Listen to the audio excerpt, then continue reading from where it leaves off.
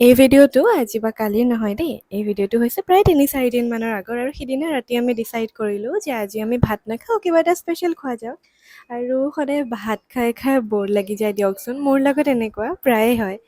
আৰু বাহিৰৰ খোৱা ডক্তৰে মানা কৰিছে যদিও সদায় সদায় নিজে বনাই থাকি খাবলৈও এলাহ লাগে দিয়কচোন। কেতিয়াবা এনেকেই যদি ৰেডিমেড খাবলৈ পাই যাওঁ কিমান ভাল লাগে নহয়নে?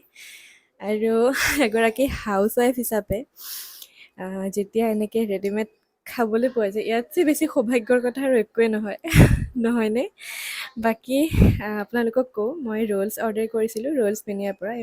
এওঁলোকৰ ৰ'লকেইটা বহুত ধুনীয়াকৈ বনায়, মানে বেলেগ ৰ'লবিলাকতকৈ টেষ্টি হয়, টেষ্টটো অলপ বেলেগ।